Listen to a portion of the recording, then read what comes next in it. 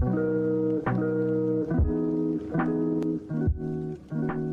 is going to be episode 3 of the Andrew Brain blog interview series. Here today I have Ryan Corcoran, our old college roommate. So what we were just talking about is that you were interested in getting your own website going, and you were thinking about maybe getting into talking about real estate. Yeah, exactly. So do you want to talk a little bit of like your real estate experience? And Yeah, sure. So yeah, after you actually started doing this for the last couple of years, I was, thinking about starting a blog, just to try to put my experiences down and try to help other people who are interested, in real estate. So, yeah, so I've been in it since I've been 21 years old. I've done several deals now and pretty much learned how to do it for the most part. So I kind of want to help everybody else in the meantime. so what made you start doing it? Like what interested you in real estate? Yeah, so I just don't want to work for the rest of my life. No, when I was in college, my mom told me to reach out to my uncle because he had owned over 300 properties throughout his lifetime, and she was like, if you want to, live a little bit different, why don't you reach out to him and chat with him? So when I was 20 years old, I read about 75 books and then talked to him, and I'm, still chatting with him every single day almost about real estate to this day. So. How many, you said 3 properties is what Yeah, you. so two family, a three family, and now I am closing on a 10 family So do you in want to June. talk about a little bit of like the process of getting Sure. to maybe your first experience with it, the first house you got? Because I think a Yeah, lot of sure. people would start there. Yeah. Yeah, I mean, I think the first thing, if anyone's interested, is just to read as much as you possibly can about the topic. Um, and it actually doesn't take as much money as people think it does. You have to save up 25% to buy a house, all that, just throw it out the window. I bought my first house with $5,000 in the bank, and that property ended up making over $80,000 in 2 years. Like, what's the process like? Like, let's say somebody listening has $5,000 in their bank account. Mm. What's step one? What's step two? Yeah. So step one, read as much as you can, educate yourself on, whatever it is that interests you. If it's rental properties, if it's flipping a property, stuff like that. And the next step is to find a mentor. So find somebody that can walk you through things. You can call whenever to just have a conversation. I don't understand this. Can you explain this? And then after that, start analyzing and looking at places and, just exploring all the different options of how to purchase a house. And then once you do that and you feel comfortable, um, they call it analysis paralysis. You just keep sitting there and looking and looking and looking. You just need to like go take some action and Right. make some shit happen. The hardest thing to do is just to start. Yeah. Yeah. And And I once you think do once start, you it do, starts rolling. Yeah. right. And I like obviously there's the two very drastically different things, but when I first started doing like 3D printing, I just bought one. Yeah, And exactly. then it worked fine, and then it fucking broke, and then I had all these problems, and just working through fixing all those problems, and now it's like I could build Right. one if I wanted to. So have you ever considered any other types of investments? Like, have you ever thought about doing the stock markets or Yeah, anything I like that? have. I have. I did it a little bit last couple of years. I just think it's a little more volatile, and I like stuff that I can get my hands on and kind of control it more. I just started investing too now that like stocks are fucking dirt cheap, Yeah, exactly. and I kind of did it in like the safe way. I kind of went with like index funds and Mhm. things. Mhm. Things that are just like over time, like always kind of going up. Yeah, exactly. I took a few risks with a few different like individual companies and things like that. When we met you in college, which was like kind of funny how we met too, because you Yeah. were kind of just like randomly assigned to our room, Yeah, which I like got transferred. I transferred which from Maine to Lowell. which I don't know if that was a good thing or a bad thing for you to end up in that room, but Well, we're here um, on a podcast now, so Um, but I feel like you were always a very studious person, and you're always like very goal oriented, and you were always thinking about the future and things, which is something that a bunch of us were not. We were more just like have fun, fuck around, and I think there was a lot of times where we tried to get you to kind of like come out and just like be hooligans with us, yeah, and it worked. you It worked every now and then. yeah, but you always had a very strong mindset of like you knew what you wanted and you knew what you needed to do to get there. And so Yeah, I feel like you always kind of like didn't fall into peer pressure, even when like Sean was like eating your homework and like yeah, you Yeah. know. Or the time you guys all decided to smoke a bunch of cigars in our room while I was trying to do homework Right. But in the you golf still game. did it. But you I still did. did the homework. I did. And that's what I mean. It's that mental integrity. hmm How would you describe yourself as a child? Um, as in like how like my family and stuff like that. Yeah, like so what were your upbringings like? Like for example, me as a kid, I was very like I was actually really shy, contrary to popular belief. I was really shy and I was like I would always stare at things. I was always just like looking at things, like analyzing the situation. Yeah. But I would never really say things unless I was said to, and then I was kind of a little wise ass and I would just say something like duh or whatever. And I got you. it was funny because I was a kid, but then as I got older, people were like, stop being a fucking wise ass, Yeah. and it got not funny real quick. Yeah. I think when I was a kid, I was just um, like kind of reckless at times. Didn't listen. Just kind of did whatever the hell I wanted to do. Um, got like suspended from high school. Just a bunch of like random like stuff. I was just being reckless. And then all I wanted to do was play sports and party in high school. And then my mom and dad were just like, you need to wake up at some point. So go to college. So after like literally 2 days into my first freshman year of college, I was like completely new. It was like, all right, time to focus, figure out what I want to do. And that's kind of how my parents are. They've been like really driven to like succeed in their respective fields. And they kind of showed me that. I was just too naive. And I guess I just didn't really give a shit when I was a kid. So, See, that's a funny like method to try to straighten you out. Like most people would be like, "Oh shit, this kid's partying like crazy.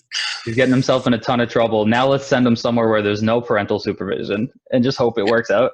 yeah, pretty much. My mom and dad still tell me to this day that they didn't think I was going to make it out of my freshman year of college. So here we are. You also did a bunch of sports growing up, right? hmm And what sports did you do when you were growing up? Pretty much everything you can imagine. I guess the main one was basketball, but I played soccer, football, track and field. Did everything.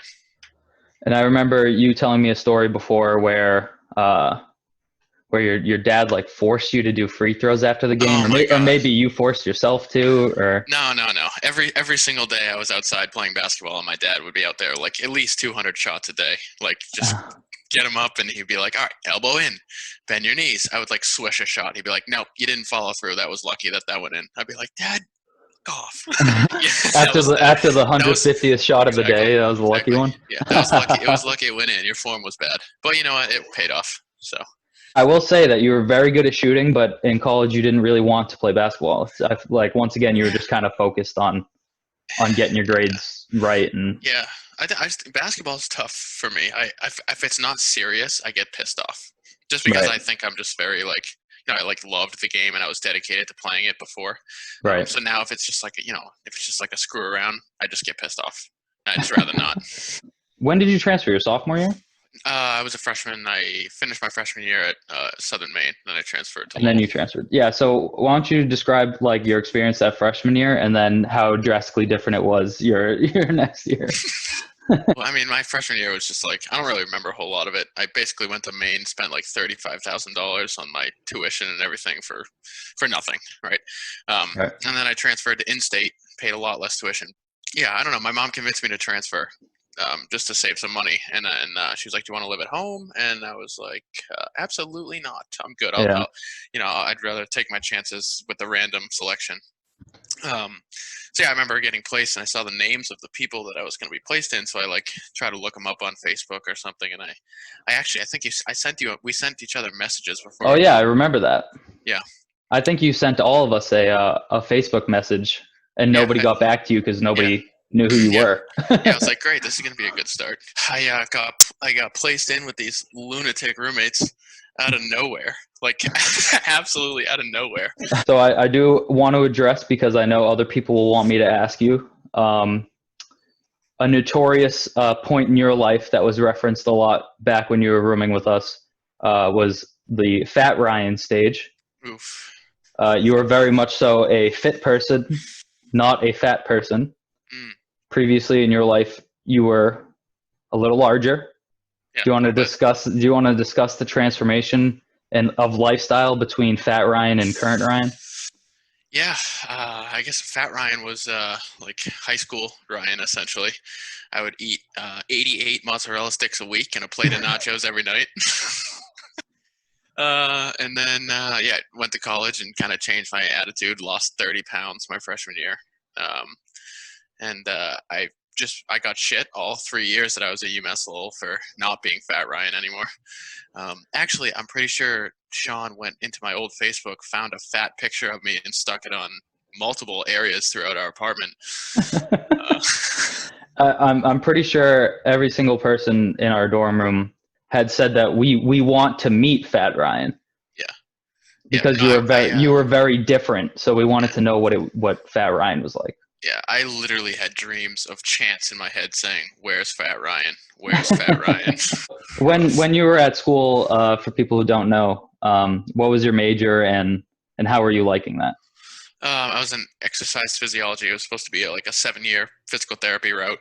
I thought it was all right. Wasn't too difficult. It was just, I don't know. It kind of got boring. So halfway through, I decided I was going to apply to medical school and PA school, um, and ended up going to PA school and just graduated recently with my master's. And are you job seeking or do you currently work somewhere? No, Or I work in an ICU in Brockton. It's pretty cool. I get to do stuff that no one gets to do, like sticking tubes down people's throats and needles in their necks and stuff like that. It's fun. It's cool. how has COVID-19 affected all Dude, it's that? insane. It's just like insane. Every single patient has COVID in the ICU, and they're all sick. I'm not too worried about myself. I kind of like. I'm hoping just my immune system will take care of itself, just being around Right. all that stuff all the time. Right. But yeah, when I'm not there and I'm around other people, definitely trying to take caution. I've never seen somebody with the virus, so you're just kind of hearing secondhand, like, oh, these people are experiencing these symptoms, or these people are Yeah. fine, or these, and you hear all these differences. hmm So how would you describe the virus and how it affects you based on like what you've seen? Yeah. I mean, I think the majority of the people that are actually getting sick are older people, 70, 80, 90 that have COPD, asthma, lung cancer, just, other respiratory issues on top of getting the virus. I haven't seen a lot of young, healthy people come into the ICU and have to get intubated and all that kind of stuff. It certainly has happened, but the majority of the people are already ill and already sick prior. Yeah, usually when they come into the emergency room, their oxygen levels are pretty low and their heart rates are pretty high and they have a cough and a fever. Those are the hallmarks. Now, I heard something that if somebody comes into the hospital and they just have those symptoms, they're just instantly declared COVID-19. Is that true They're or false? Or do they test everybody before they officially say you're COVID-19? no, they if you have a fever and a cough and respiratory issues and your oxygen's a little bit low, they put you as a uncertainty almost. So we're gonna have to. We call it a rule out. So you'll go to an area. They'll do like a workup on you. They'll probably send a nose swab off to the lab and they'll test it if they think that it's needed. If it's not, the patient doesn't look that sick, we just, why we're not going to waste the test. We'll just say, go home, quarantine yourself, stay away from everybody else. I mean, because honestly, for the majority of people, it doesn't really matter if you have the virus or not. You just want to not spread it. I'm wearing a Celtics jersey, and I want you to tell me who that is. Number 7. It's not recent. I do know this. I don't know.